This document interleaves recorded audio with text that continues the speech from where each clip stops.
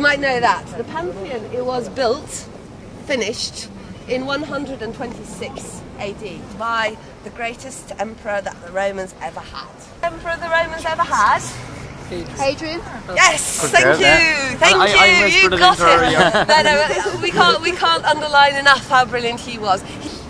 Not only a genius, but a very gallant guy also. That's Luci Filius, Cos Tertium, fecit, built it, made it.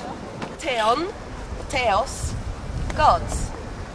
So it's a temple dedicated to all the gods. We now find ourselves, we're now standing beneath the greatest dome ever built by man until 1958.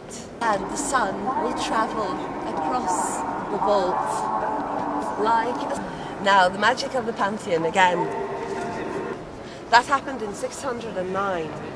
His name is Vittorio Emanuele II, Padre della Patria, it's written beneath it. So Margherita, you see, it was. Do you know that pizza was invented? Can you remember what's on the pizza Margherita? Cheese, tomato, and there should be a third thing. Meat? No meat. Basil, yes. Basil. So, very good. There you go. Here is Raphael, who while he was living, nature was afraid that she would be outdone. And when he died, nature felt she died as well. So it's very romantic and beautiful. That's how it looked originally. That's how the Pantheon was originally. It's a reconstruction. It's sort of pre-Christian times. In pre-Christian. It gradually narrows as it goes up, and using a sort of material which is what... Yes, this is a bad way to go, really. Can you see his expression? He seems to be smiling at you.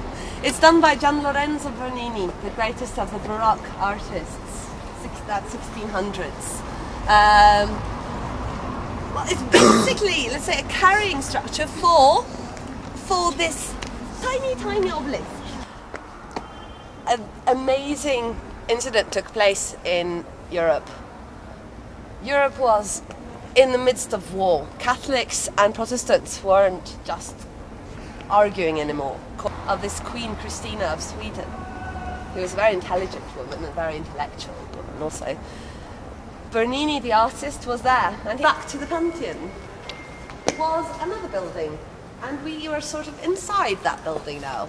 Another 2,000-year-old building. So that's the difference between... That's the original floor, and that's the difference between then and now. You could excavate all of Rome. If you wanted, you could. It won't ever be done, because that means you'll have to sacrifice the modern city. So we're all talking old here. Moses could have seen this obelisk. And here it is. Of course, the Egyptians would like their obelisks back.